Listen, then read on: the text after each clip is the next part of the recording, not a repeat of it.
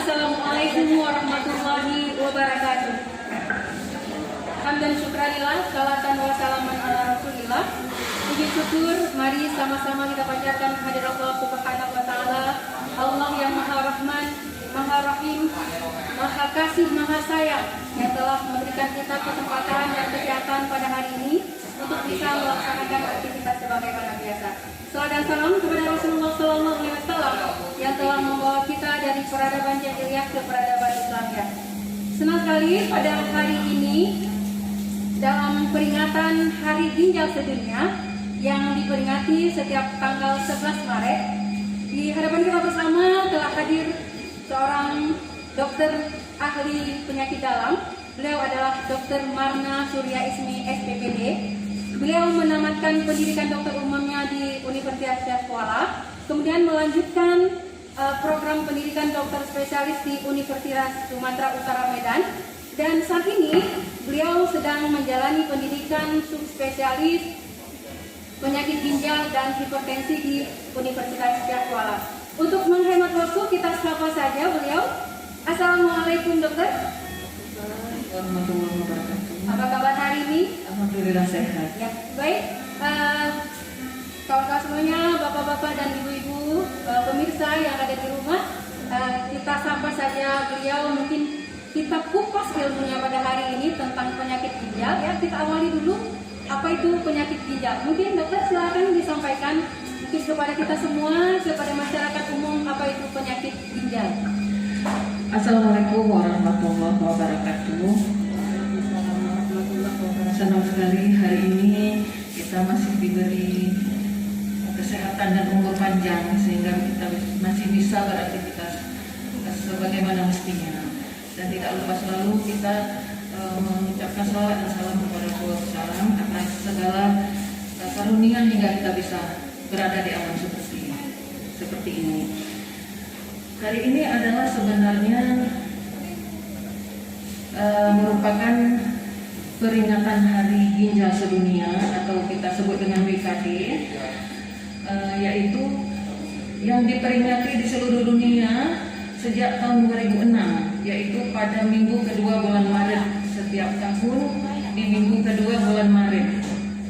Dan pada tahun 2021 ini kebetulan jatuh pada tanggal 11 Maret. Jadi WKD ini atau World Kidney Day ini diperingati di seluruh dunia. Apa maksudnya? Supaya kita semua selalu menyadari akan pentingnya memelihara kesehatan ginjal. Sehingga itu kita selalu bukan di sini saja, tapi di seluruh dunia hari ini diperingati. Jadi apa itu penyakit ginjal seperti yang ditanyakan tadi? Sebelumnya saya ingin sedikit mengulang bahwa ginjal itu adalah suatu organ yang terletak di pinggang bagian bawah yang terdiri dari dua buah, kiri dan kanan, yang bentuknya seperti kacang, di mana panjangnya 12 cm kira-kira dengan lebarnya 6 cm dengan ketebalan 3 cm. Kalau kita bayangkan kira-kira seperti satu kepalan tangan, ya, terletak kiri dan kanan. Jadi ginjal ini terdiri dari 1 juta unit nefron. Nefron itu artinya segala unit fungsional yang ada di ginjal yang tugasnya sangat berat. Ya, jadi pekerjaan ginjal ini sangat berat. Yang fungsinya itu yaitu untuk menyaring bahan-bahan makanan atau bahan dari sisa minuman, yaitu jadi pengolahan limbah di tubuh kita itu disaring sehingga menjadi urin. Yang kedua untuk menjaga keasaman darah dan menjaga mineral yang ada di darah kita, yaitu kalsium, fosfor, kalium, natrium. Dan ginjal juga berfungsi untuk menjaga tekanan darah kita karena dia mengeluarkan hormon yang namanya hormon renin. Ya, dan ginjal juga mengeluarkan hormon yang disebut eritropoietin untuk menjaga sel darah merah di badan kita tetap dalam keadaan normal atau baik. Jadi keseimbangan cairan yang dijaga oleh ginjal ini membuat kita itu tidak bengkak, tidak sembab, tidak sesak, dan juga tidak kering. Jadi normal cairan, keseimbangan cairan di tubuh itu dalam keadaan normal. Jadi sebenarnya sangat berat kerja ginjal, sehingga kita perlu menjaga ginjal kita. Jadi bila fungsi-fungsi itu semua terganggu, ginjal sudah tidak bisa lagi bekerja sebagaimana mestinya, bisa disebabkan oleh berbagai macam penyakit, ya bisa hipertensi, bisa diabetes, bisa infeksi, bisa batu, bisa kelainan bawaan. Fungsi-fungsi yang tadi saya sebutkan tadi tidak bisa lagi dilakukan oleh ginjal, yang akhirnya lama-lama terjadilah kegagalan fungsi ginjal. Ya, itu kalau sudah terjadi kegagalan fungsi ginjal, terapi dan pengobatannya juga akan lagi. Mungkin kita ada terapi khusus atau penanganan khusus untuk gagal ginjal tersebut. Demikian, Dokter Marama. Terima kasih dokter. Mungkin gejala-gejala yang timbul pada pasien yang sudah mengalami penyakit ginjal ini seperti apa dok? Penyakit ginjal ini ada beberapa tahap, tergantung dari berapa penurunan laju filtrasi glomerulus. Namanya laju filtrasi glomerulus yang terjadi pada seseorang. Ya, nah, jadi ada beberapa tahap penurunan laju filtrasi glomerulus dan itu gejalanya berbeda-beda. Dan ginjal ini sebenarnya termasuk organ yang pendiam. Artinya pada tahap awal dia tidak menunjukkan gejala. Tahap awal selalu tidak menunjukkan gejala. Sering sekali gejalanya timbul bila sudah tingkat lanjut atau sudah pada tahap lanjut di mana laju filtrasi glomerulus itu sudah sangat rendah atau sudah sangat sedikit. Ya, di bawah 25 ml atau di bawah 15 ml itu biasanya baru menimbulkan gejala. Pasien akan merasakan lemah, mual, muntah, kadang-kadang sesak, ya kadang-kadang badan terasa cepat lelah. Itu biasanya timbul di akhir-akhir sudah masuk ke tahap-tahap lanjut. Di tahap awal biasanya tidak menimbulkan gejala, sehingga penyakit ginjal ini memang harus kita waspadai dan harus selalu kita melakukan pengecekan rutin bagi orang-orang yang berisiko untuk terkena gangguan ginjal, karena tidak ada gejala yang muncul. Mungkin untuk gejala-gejala awal hanya gangguan buang air kecil kalau ada.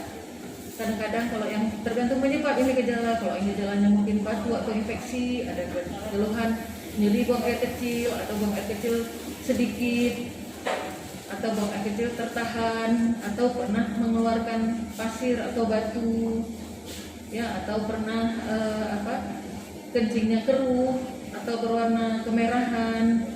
Nah, itu sebenarnya sudah termasuk gejala-gejala yang harus kita waspadai untuk segera melakukan pemeriksaan ke dokter. Ya, karena kadang-kadang kalau dari gejala yang sedikit itu kita sudah melakukan pemeriksaan, mungkin dapat diantisipasi sehingga tidak terjadi progresivitas yang berat. Artinya kerusakan ginjal bisa kita hambat supaya tidak sampai ke stadium yang lebih berat. Ya, jadi semua yang berisiko untuk tadi saya sebutkan, orang yang penderita hipertensi, diabetes, yang ada riwayat batu, yang mungkin ada infeksi ginjal, atau orang yang usianya di atas 60 tahun. Jadi orang-orang obesitas, itu kita selalu waspada terhadap atau penyakit atau gangguan ginjal yang mungkin saja terjadi. Ya. Mungkin dokter, di masyarakat ya banyak kebanyakan ini penderita ginjal itu adalah laki-laki mungkin ya dok. Nah, apakah ada pengaruh nih antara merokok dengan resiko terkena penyakit ginjal? Terima kasih. Sebenarnya merokok ke penyakit ginjal itu jelas. Kenapa? Karena merokok itu yang namanya merokok yang mengandung beratus-ratus toksin atau racun yang ada di rokok itu jelas mengganggu pembuluh darah. Sudah jelas mengganggu pembuluh darah. Ya, racun yang ada di rokok itu pertama bisa menyebabkan orang hipertensi. Ya, jadi terjadi penumpukan racun sehingga menyebabkan toksin-toksin yang ada di darah itu bertambah. Yang pasti efek pertamanya adalah hipertensi. Selain lain-lain ya, selain efek rokok juga ke paru, ke lambung, ke mana-mana, tapi ke darah jelas berpengaruh. Jadi itu membuat beban ginjal semakin berat dengan toksin-toksin yang ada di rokok itu. Beban ginjal yang berat ini lama-lama merusak pembuluh darah ginjal, sehingga fungsi ginjal untuk menyaring air dan racun-racun itu bisa terganggu. Akhirnya memang menyebabkan gangguan ginjal. Jadi merokok adalah salah satu yang paling dilarang dan harus dihindari untuk mencegah terjadinya sakit ginjal. Terima kasih dok. Mungkin makanan atau minuman lain yang bisa memacu terjadinya penyakit ginjal ini ada apa saja dokter?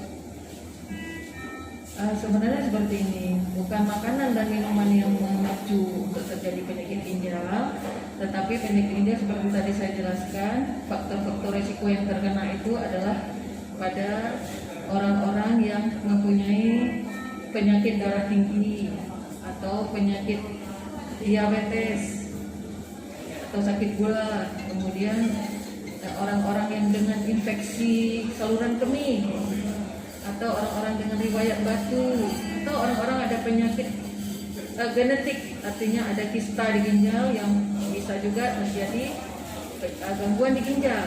Jadi pada orang-orang yang berisiko tersebut, makanan-makanan tertentu itu memang harus dihindari. Misalnya orang-orang hipertensi, sudah pasti orang-orang hipertensi atau diabetes itu harus mengurangi garam dalam setiap makannya.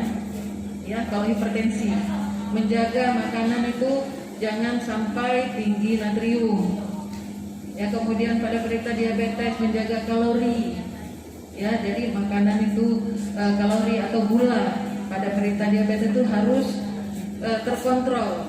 Karena itulah yang menyebabkan ginjal kita itu sehat kalau kita bisa mempertahankan kadar gula dan kadar tensi itu pada batas yang normal, walaupun kita sudah ada penyakit dasar, darah tinggi atau sakit gula.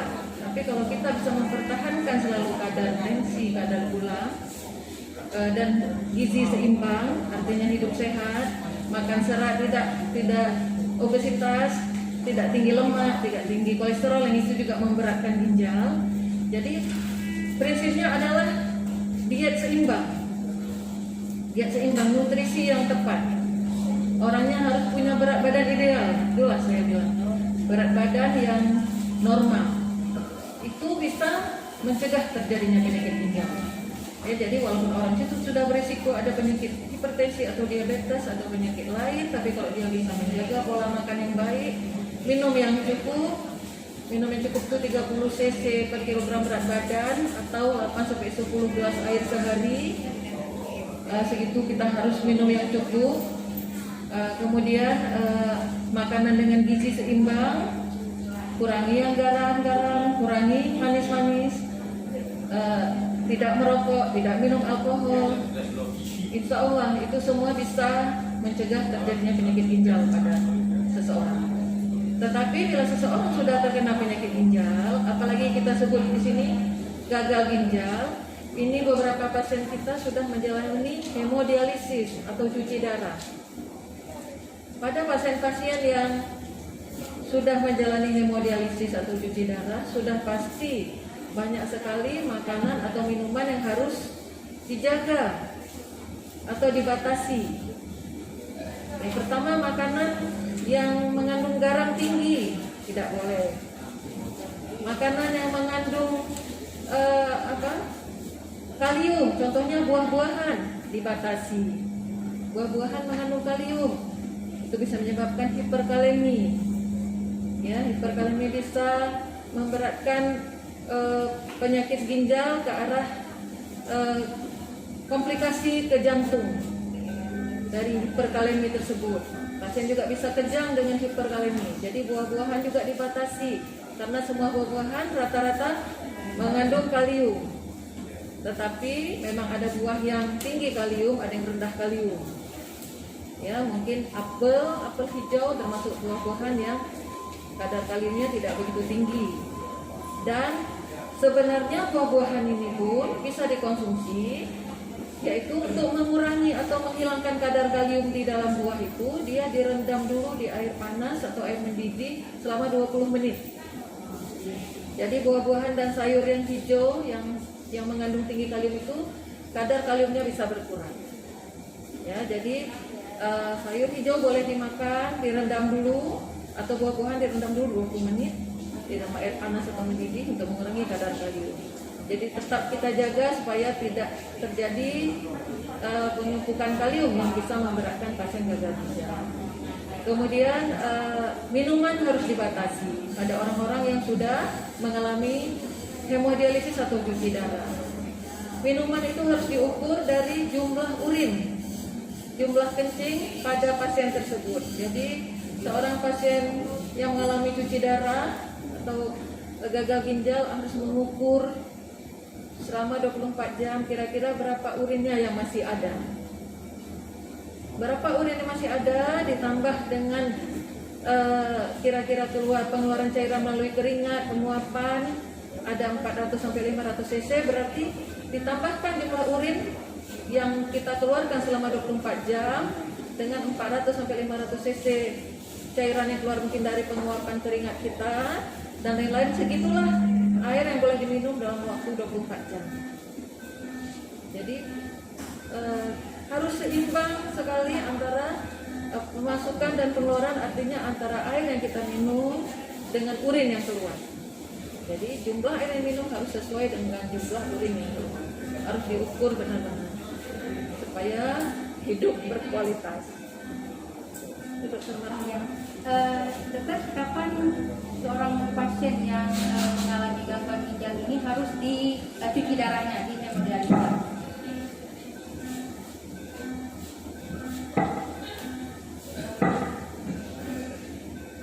Pasien dengan gangguan ginjal ada tahap-tahapnya.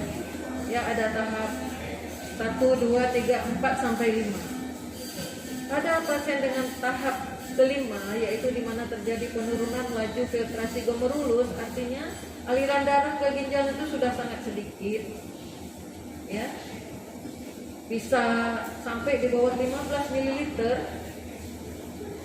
Jadi pada saat tersebut biasanya pasien sudah menimbulkan keluhan, yang mungkin akan sesak karena kemampuan ginjal untuk membuang racun tadi sudah sangat terganggu sehingga racun tadi menumpuk di dalam darahnya. Kadang-kadang pasien racun tersebut bisa mencapai otak sehingga pasien tidak sadarkan diri. Ya, namanya encephalopathy uremicum. Bisa juga pasien karena mineral terganggu, kaliumnya jadi tinggi, bisa menyebabkan kejang. Ada juga pasien yang sesak berat karena penumpukan cairan tadi, karena kita tidak membuat lagi ginjal untuk membuang cairan di tubuh, pasien bisa sesak. Kemudian pasien bisa pucat karena salah satu fungsi ginjal adalah untuk membentuk sel darah merah. Jadi pada gangguan fungsi ginjal yang berat itu pasien bisa pucat, lemah, dan kadang-kadang datang dengan HB yang sangat rendah atau datang dengan tensi yang sangat tinggi dengan penurunan kesadaran seperti saya sebutkan tadi. Jadi keluhan itu ditambah dengan laju filtrasi glomerulusnya yang sudah di bawah 15 ml. Kemudian itu ada rumus yang dipakai, yaitu dengan kadar kreatinin pasien tersebut harus kita periksa, ditambah dipengaruhi juga oleh berat badan dengan rumus tertentu, sehingga klinis dan fungsi ginjal tersebut, laju filtrasi glomerulus yang sudah sangat rendah tersebut, bila mencapai angka seperti itu, kita sudah harus berpikir bahwa pasien sudah mengalami gagal ginjal tahap terminal atau stage 5 yang sudah mengharuskan terapi pengganti. Artinya ginjal tidak mampu lagi berfungsi sehingga diberikan terapi pengganti ginjal. Terapi pengganti ginjal itu ada berapa macam? Ada hemodialisis yang seperti bapak-bapak, ibu-ibu di depan saya ini sedang menjalani hemodialisis. yaitu cuci darah dengan mesin yang kita anjurkan 2 kali dalam seminggu 5 jam atau 3 kali dalam seminggu selama 4 jam, karena untuk mengganti fungsi ginjal yang sebagaimana mestinya. Nah, ada lagi cuci darah yang tidak dengan mesin, namanya CAPD, ya, continuous ambulatory peritoneal dialysis. Dia cuci darah melalui perut. Jadi dioperasi kecil di perut dengan selang yang dimasukkan ke dalam perut untuk proses pergantian cairan yang dilakukan sendiri di rumah oleh pasien 4 kali sehari. Bisa dilakukan di rumah, nanti dilatih siapa yang bersedia. Sebenarnya ada pelatihan, bisa dilakukan di rumah bagi orang-orang yang masih bekerja, yang masih aktif, tidak mengganggu kegiatannya, harus ke rumah sakit seminggu 2 kali. Itu namanya peritoneal dialisis. Itu juga merupakan pilihan bagi pasien-pasien yang mengalami gagal ginjal. Yang penting ruangan untuk tempat pergantian cairan harus bersih dan steril dengan tangan dan peralatan yang steril. Bisa, bila itu ada terdapat di tempat kita dan itu bisa fasilitas itu dapat kita penuhi, pasien bisa menjalani peritoneal dialisis, yaitu cuci darah melalui selaput perut. Nanti ada lagi beberapa pemeriksaan yang diperlukan bila sudah setuju untuk dilakukan metode cuci darah seperti itu. Ada satu lagi metode pengganti ginjal, yaitu transplantasi ginjal. Itu adalah mungkin metode yang paling baik, yaitu memang kita mengharapkan ginjal yang sudah tidak berfungsi tadi digantikan atau diganti dengan ginjal lain yang dari donor, sehingga ginjal yang baik itu ditempatkan di tempat ginjal yang tidak berfungsi tadi untuk mengganti fungsi ginjal yang sudah rusak. Itu modalitas terapi gagal ginjal juga sebenarnya itu yang paling baik, tapi mungkin kesulitan dalam hal mencari donor, proses dan sebagainya. Nah, tapi sebenarnya ada 3 pilihan bagi pasien gagal ginjal. Ya, jadi kapan-kapan pun dari cuci darah dengan mesin mau beralih ke cuci darah lewat perut bisa, dari lewat mesin mau beralih ke cuci darah dengan transplantasi bisa. Kita komunikasikan, kita coba dicoba dilakukan ke arah itu, kan diperiksa lagi untuk hal-hal yang syarat yang harus dipenuhi. Demikian juga dari cuci darah perut, nanti bisa kadang-kadang beralih ke mesin, bisa juga nanti begitu ada donor atau ingin melakukan transplantasi ginjal juga bisa. Jadi banyak pilihan dan modalitas yang bisa dipilih oleh pasien untuk menghadapi terapi pengganti ginjal ini. Terima kasih dokter. Di masyarakat mungkin ya dok, begitu masyarakat didiagnosa penyakit ginjal dan harus menjalani terapi cuci darah, kadang-kadang pasien atau masyarakat ini merasa tidak mau karena memang dalam pemikiran mereka bahwa sekali cuci darah harus tetap cuci darah. Apakah benar ini dok? Nah, jadi begini, penyakit gagal ginjal itu sebabnya banyak. Ya, banyak sebabnya. Ya, seperti saya sebutkan tadi ya, ada hipertensi, ada diabetes, ada infeksi, ada batu atau penyakit turunan atau genetik. Masalah cuci darah harus umur hidup atau tidak tergantung penyebab. Dan kelainan ginjal atau gangguan ginjal juga ada akut, ada kronik.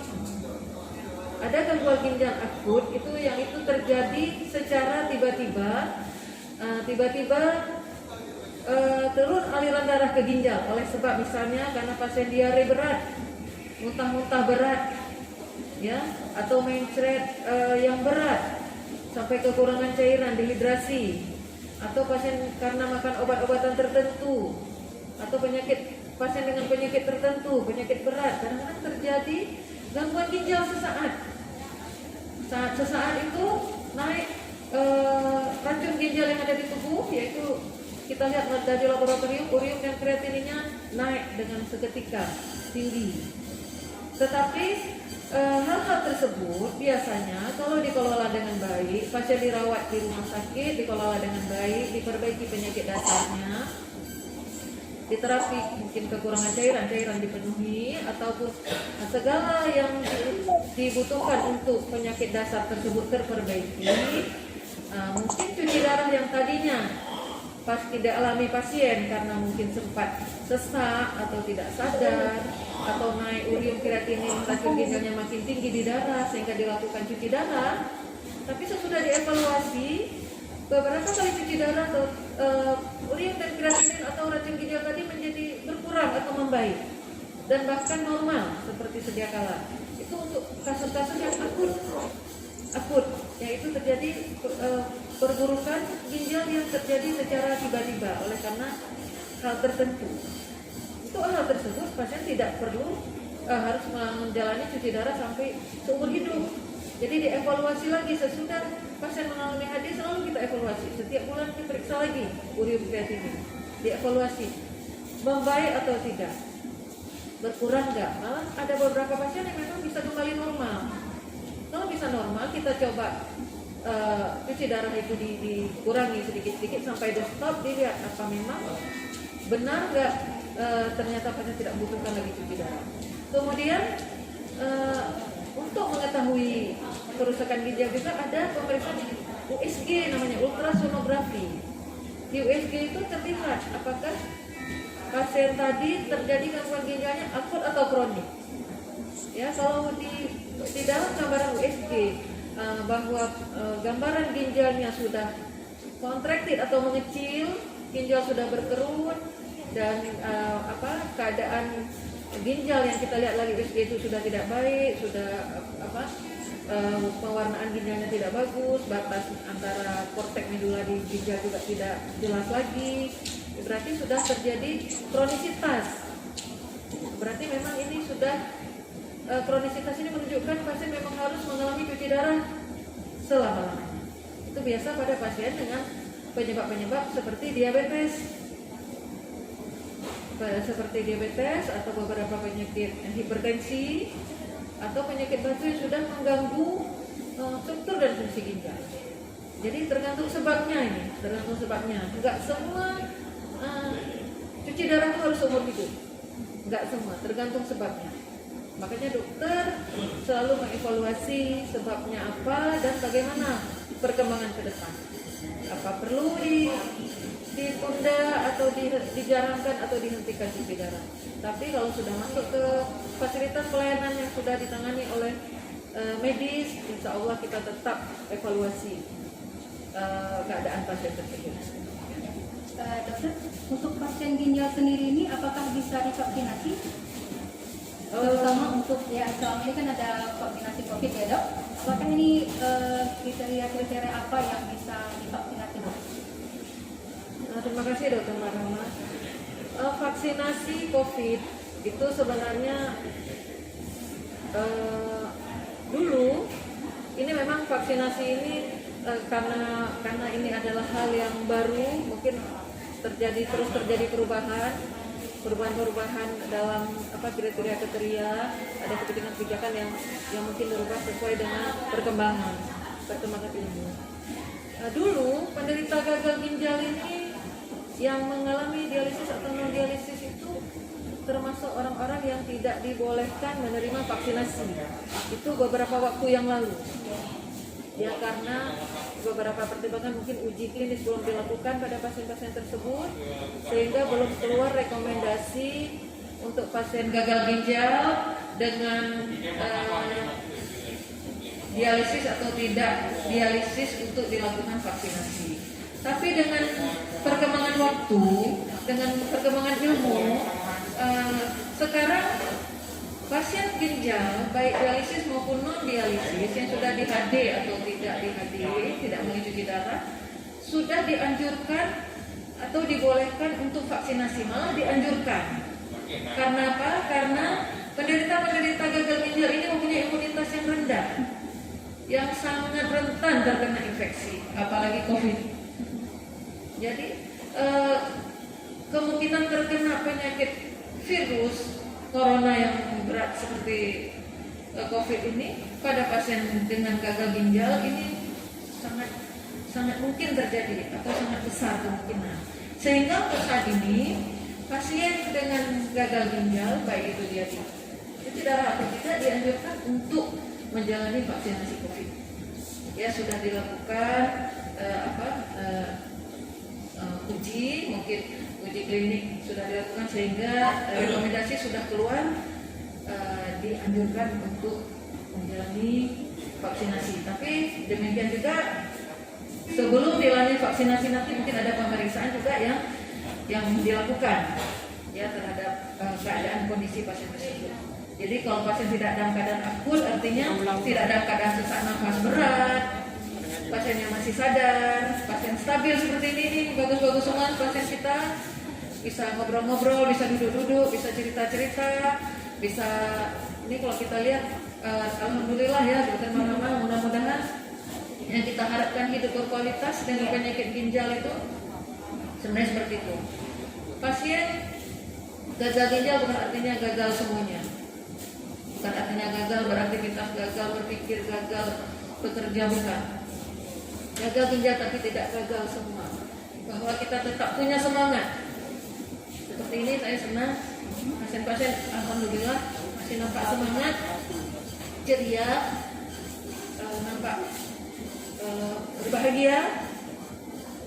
Nampak pun tadi ada beberapa yang memang senyum-senyum, masih cantik-cantik, masih ganteng-ganteng. Nah, jadi kalau seperti ini divaksin nggak apa-apa, malah bagus supaya dia terjaga terkena dari infeksi virus COVID. Mungkin pertanyaan dari kita sudah selesai.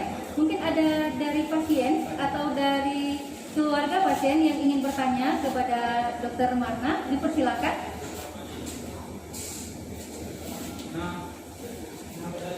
Ada pertanyaan? Iya. Tolong.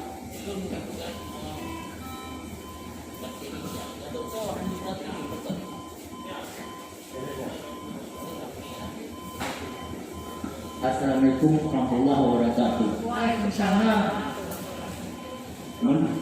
Mengenai buah, lon kan batik ginjal. Jadi ada dokter gigit operasi, betul ada. Bukan angioplasti ini. Terima kasih Bapak. Siapa nama Bapak? Pak apa namanya? Pak Usul? Pak Jamaludin. Pak Jamaludin. Terima kasih pertanyaannya. Jadi Pak Jamaludin ada batu di ginjal. Coba Pak Jamaludin, coba bangun dulu. Pak Jamaludin batu di ginjal. Tahun berapa? Sebesar apa? Udah berobat di mana? Batunya seperti apa Pak Jamaludin?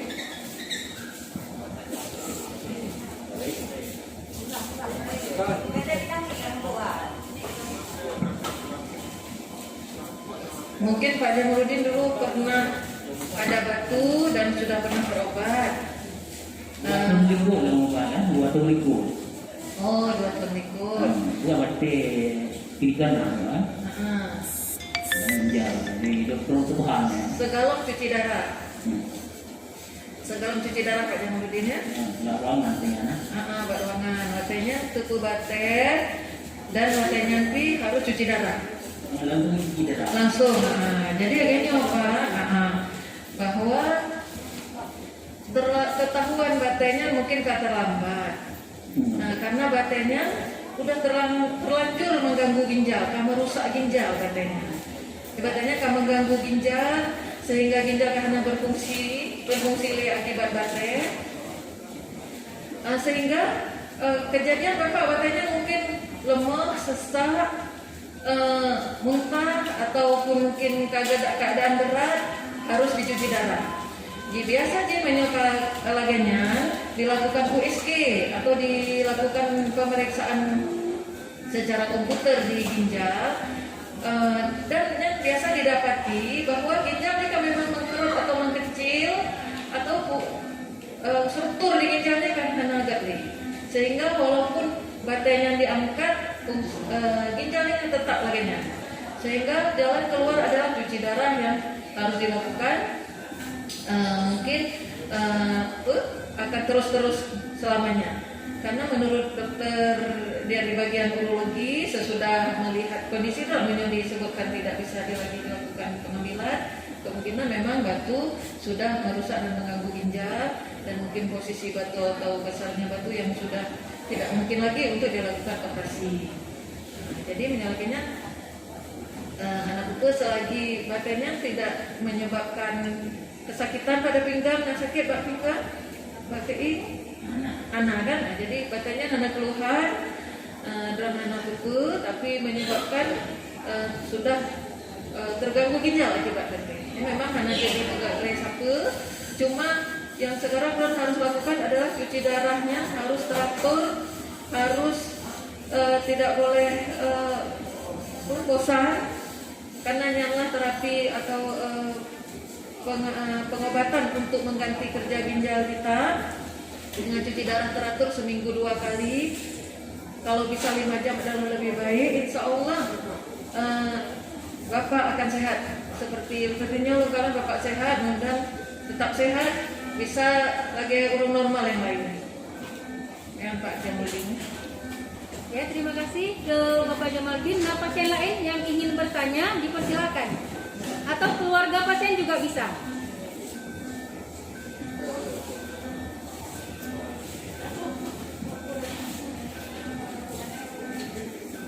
Ada pertanyaan lain sebelum acara kita tutup dari keluarga pasien maupun dari pasien sendiri, dipersilakan.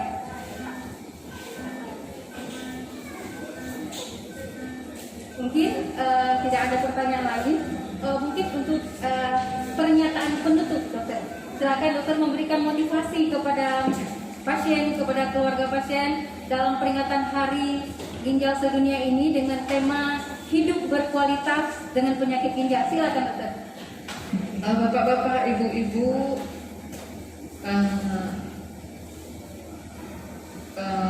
mungkin ada abang-abang atau adik-adik di sini, mungkin ada yang lebih muda juga dari saya.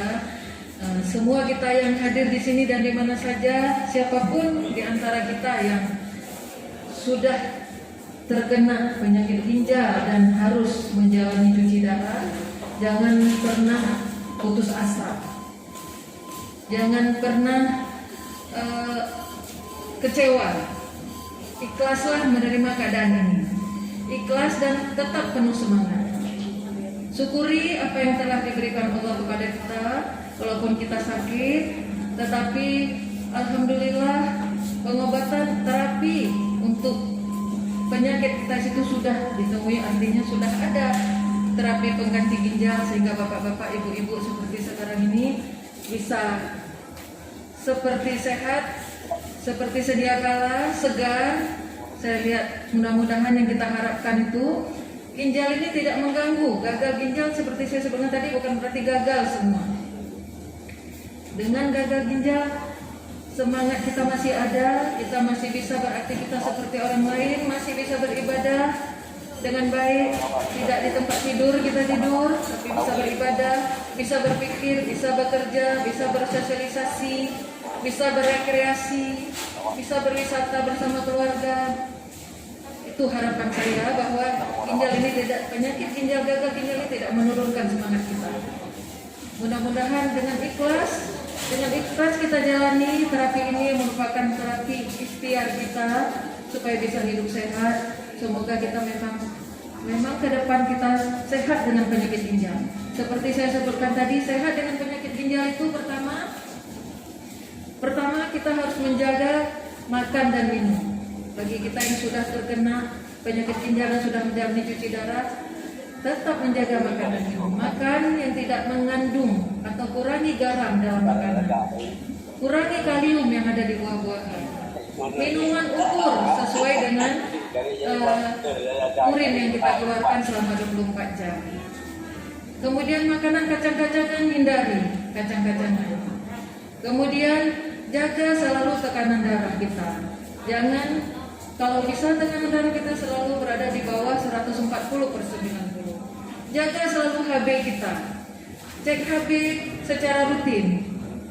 Bahwa HB kita kalau bisa 9, 10, 11, kalau sampai 12, alhamdulillah. Yaitu dengan biasa mempertahankan HB selain dengan makanan yang bergizi dan seperti tadi untuk menambah zat besi dengan daging-dagingan yang berwarna merah.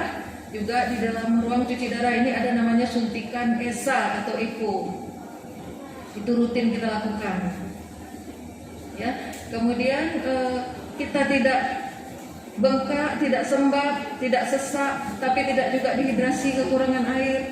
Berat badan kita ideal, tidak kegemukan dan tidak kurus, tidak kurang gizi. Kalau tercapai sama kita hal itu namanya kita sudah hidup berkualitas. Dan satu lagi, tidak stres. Berpikiran positif, jangan stres. Itu pengaruh kepada kualitas hidup. Jadi lakukan seperti orang lain. Beribadah seperti yang lain, mungkin bisa pergi ke masjid 5 waktu sehari dalam sehari.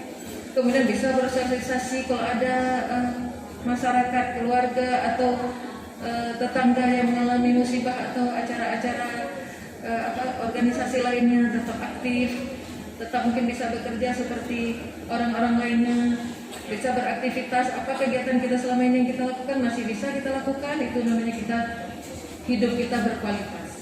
Jadi janganlah gagal ginjal ini membuat kita putus asa, putus harapan, tapi membuat kita semakin tawakal, ikhlas, dan semakin dekat kepada Allah, semangat mensyukuri apa yang ada, dan mudah-mudahan akhirnya kita bisa seperti manusia yang sehat lainnya.